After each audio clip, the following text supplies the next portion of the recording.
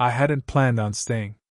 Honestly, I was halfway down her driveway when she called after me, her voice carrying across the quiet street like it had every right to stop me.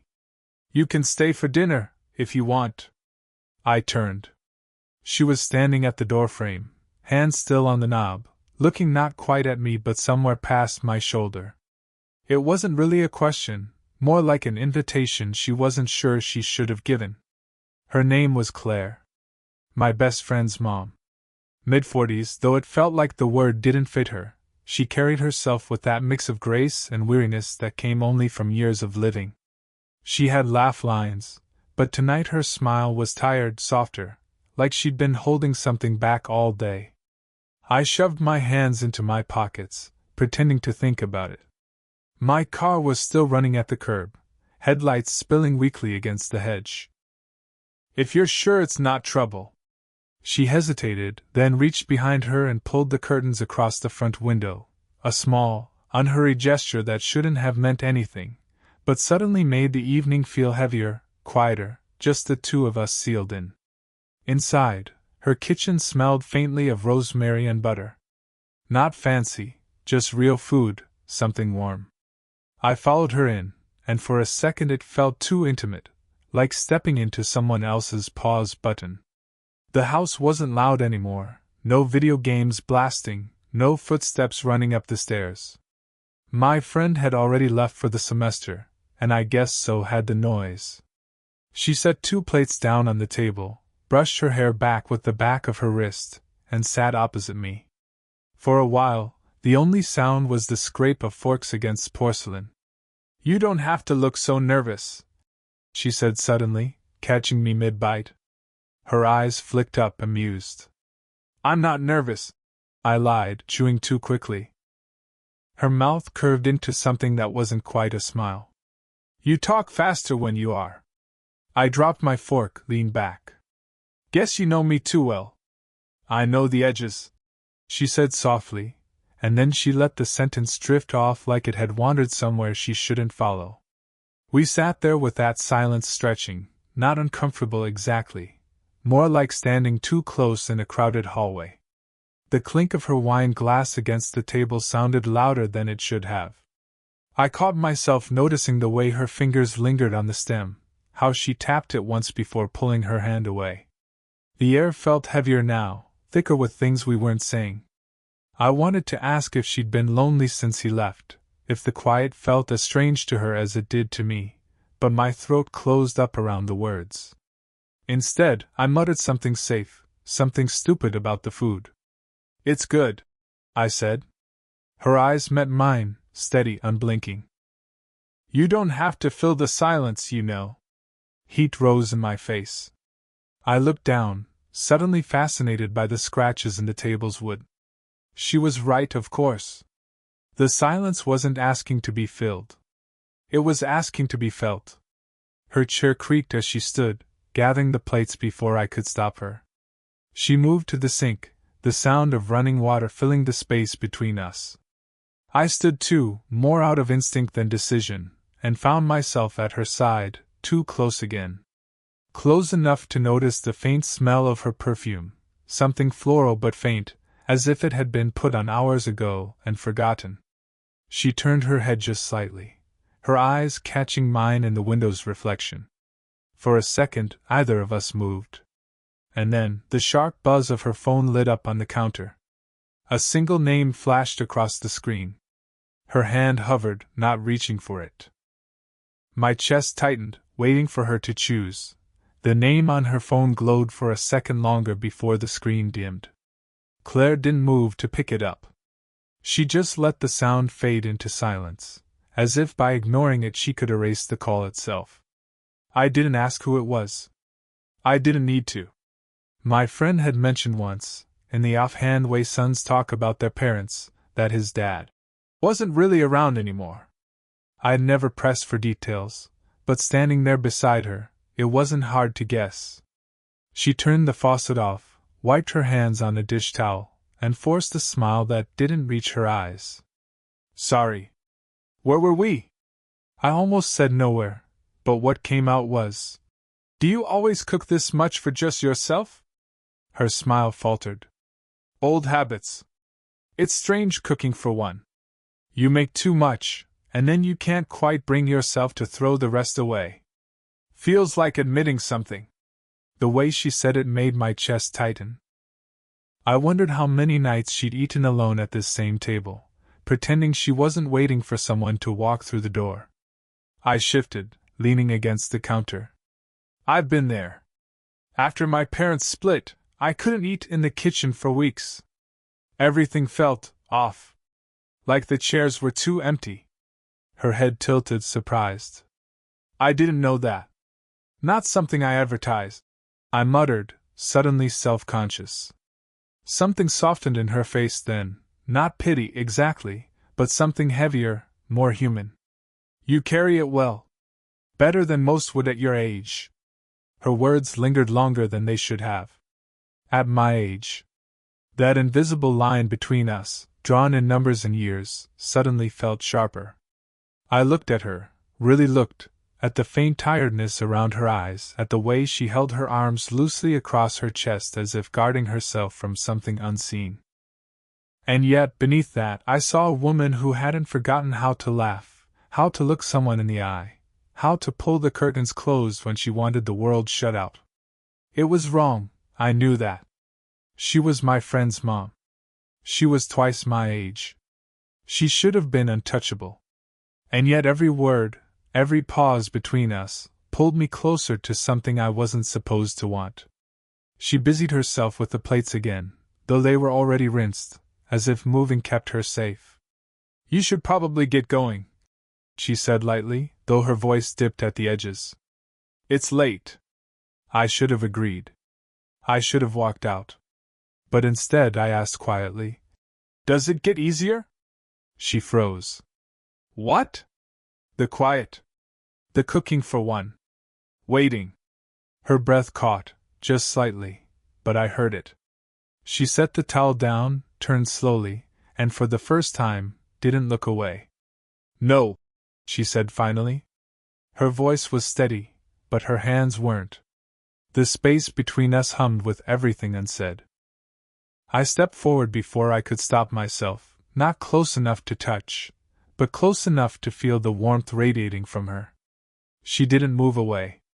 And then, in a motion so small it could have been accidental, her hand brushed against mine as she reached for the counter. Just a touch. Barely there.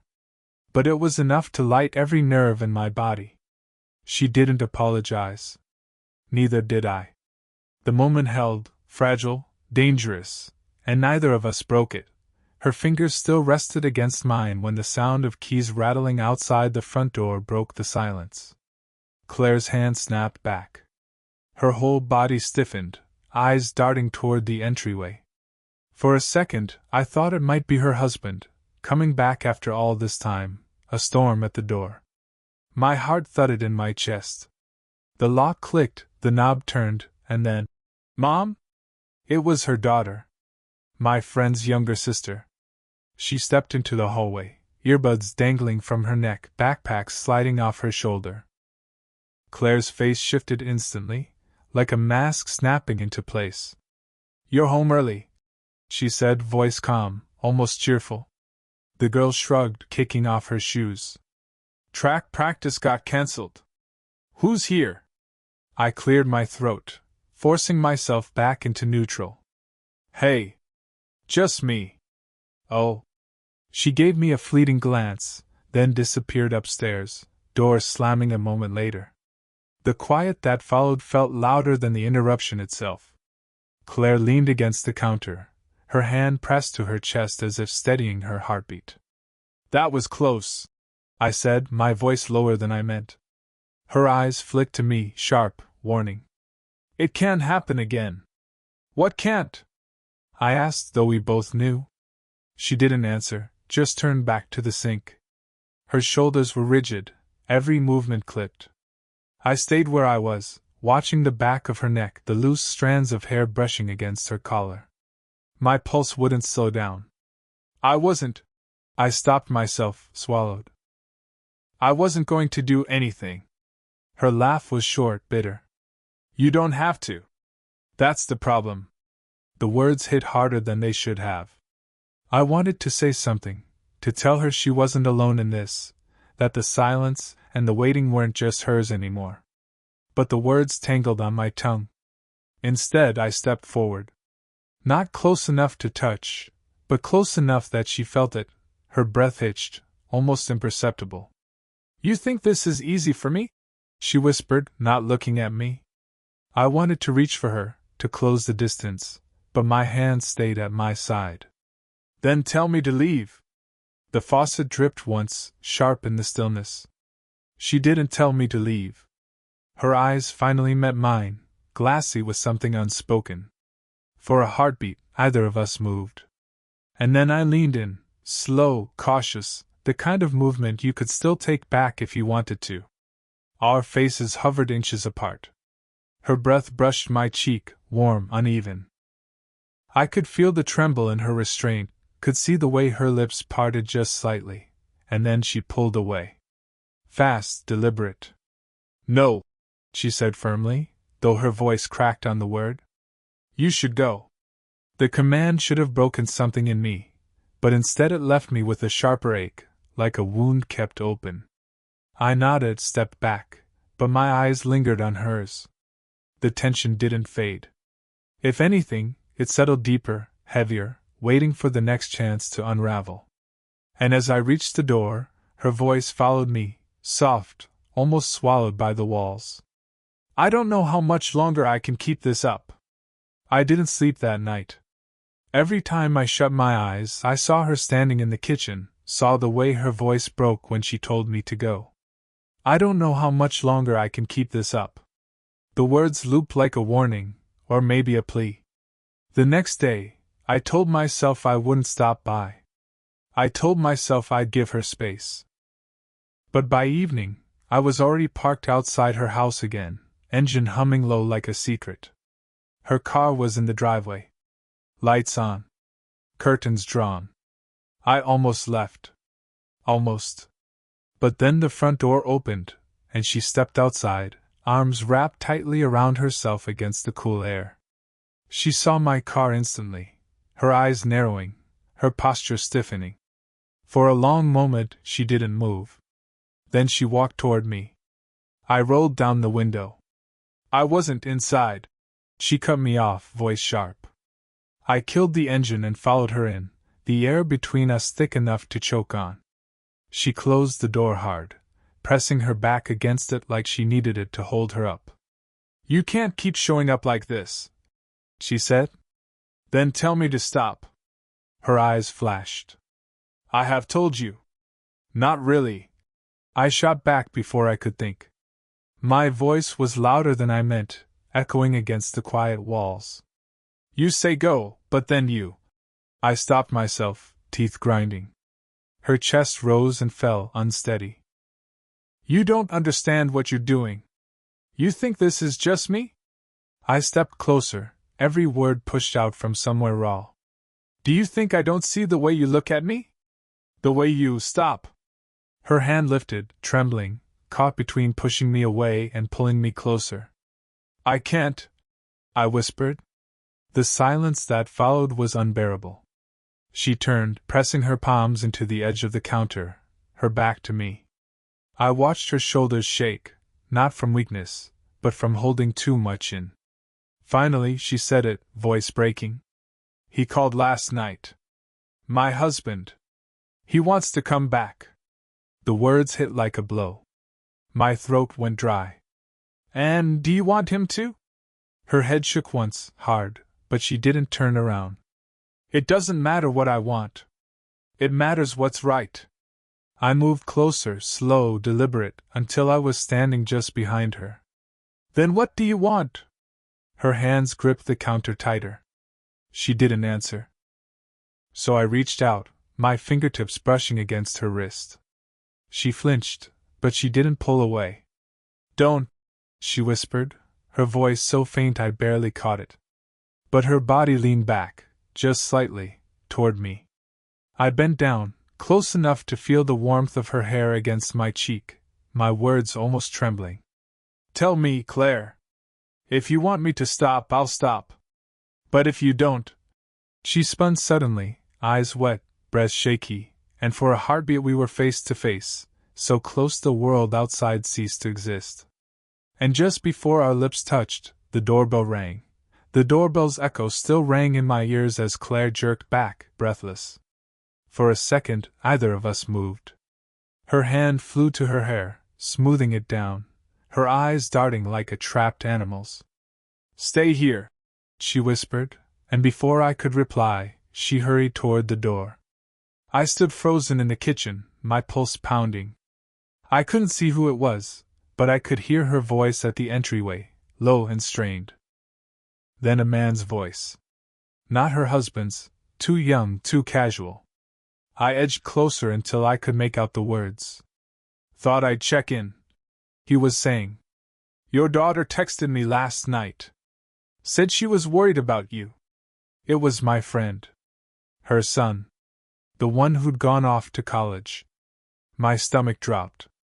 Claire's voice trembled, though she tried to cover it. "That was sweet of her, but really, I'm fine." "Mom, you don't sound fine." His footsteps creaked on the wood floor. He was coming inside. Panic surged through me. I glanced around, searching for somewhere, anywhere, to disappear. Before I could move, Claire shot me a look over her shoulder, sharp and pleading. I ducked into the laundry room, heart hammering so loud I was sure it would give me away. From there I heard every word. "Why is the table set for two?" he asked. Claire paused too long. "Leftovers. I just didn't want to eat alone." The silence that followed was crushing. I imagined his eyes scanning the room, piecing it together. "Mom." His voice dropped, softer now. "Is there someone here?" I pressed my back against the wall, breath shallow. Claire's reply came quickly, almost too quickly. "No. Just me." The lie cut through me harder than it should have. She was protecting me, yes, but also shutting me out, as if what had happened between us didn't even exist. My friend sighed. "All right. Just call me next time, okay? Don't make us worry." "I will," she said, steady but thin. The door closed. His car started. Only then did I step out, the air between us heavy with everything unspoken. Her face was pale, her eyes glassy. "You need to leave," she said. "I know," I whispered. But I didn't move. Her hands trembled as she crossed her arms. "He can't ever know. Do you understand? If this gets out, I'd never say anything. It doesn't matter. It's already too close." The space between us felt like a canyon now, but I couldn't stop myself. "Was it a lie?" I asked. Her brows furrowed. "What? Back there. When you said you were alone? Was it a lie to him, or to yourself?" She closed her eyes, a single tear sliding down before she brushed it away quickly, almost angrily. "I can't answer that," she said, her voice breaking. But the way she looked at me, raw, undone, told me more than any words ever could. I should have walked away that night. Every instinct told me to leave, to let the distance protect us both. But something in her face, the tears she tried to hide, the fracture in her voice, kept me rooted. Claire sank into a chair, her shoulders folding inward like the weight of years was finally pressing down. I stayed standing, caught between reaching for her and giving her space. "You don't understand what you're asking," she said finally, eyes fixed on the floor. "I'm not asking for forever," I whispered. "I just don't want to pretend anymore." Her lips parted like she might argue, but no words came. Instead, she let out a broken laugh. "Do you have any idea what this would cost me? My son. My family. My name. And me?" I asked. "What about what it costs me to walk away?" That silenced her. Her hands fidgeted in her lap, twisting the edge of the dish towel she hadn't realized she was still holding. I stepped closer, each movement deliberate. "I've never..." My voice caught, so I started again. I've never felt seen the way you look at me. You shut the curtains, you cook for two, you lie to keep me safe. Don't tell me it's nothing. Her head lifted then, her eyes wet but fierce. It's not nothing. That's exactly the problem. For a moment, the room felt too small, like it couldn't contain both the truth and the fear pressing against us. My heart pounded. I reached out, brushing my fingers against hers. This time, she didn't pull away. You want me to leave? I said, my voice shaking. But you don't want me gone. Her breath shuddered out, and finally, she turned her hand in mine, gripping it tight like she'd been holding back for years. I'm terrified, she admitted. So am I. The honesty cracked something open between us. We leaned in, not reckless, not rushed, but drawn together like gravity had been waiting for this moment. Our foreheads touched first, the simplest of contacts, but it felt like the whole world tilted on its axis. Her whisper ghosted against my skin. If we cross this line, there's no going back. I pulled back just enough to look into her eyes. Then let's stop pretending we haven't already. Her lips parted, trembling with the weight of everything she couldn't say. I thought she would kiss me then, that the silence would finally shatter. But instead, she closed her eyes and pressed her hand to my cheek, holding me there like she was memorizing the shape of my face. I don't know what happens next, she said softly. Neither do I. The uncertainty should have scared me. Instead, it grounded me. Whatever came, fear, fallout, fire, we weren't standing on opposite sides anymore. We were in it together. And for the first time, I wasn't afraid of what that meant. The days after that night were quieter than I expected. Not because the tension vanished, but because it shifted into something heavier, slower, like the air had thickened with unspoken promises. We didn't talk about what happened in the kitchen at first. Every glance, every accidental brush of fingers, carried the memory between us. It wasn't reckless anymore. It was careful, measured, but still undeniably electric. Claire started leaving notes in the kitchen, little scraps of paper with instructions for dinner, reminders about errands, or sometimes just a single word, wait. I'd find them folded neatly on the counter, and each time my chest swelled with something I couldn't name. Hope? Relief? Desire tempered with restraint? Probably all of it. One evening, she invited me over again. The sun was dipping low, spilling gold through the half-closed curtains, painting her living room in warmth. We sat side by side on the couch, distance deliberate but shrinking with every shared laugh, every story exchanged. You're still here, she said softly, her hand brushing against mine. Not accidental this time. I'm still here, I replied, letting my fingers lace with hers. There was no sudden rush, no drama. Just the two of us, breathing the same air, letting the walls we built crumble slowly.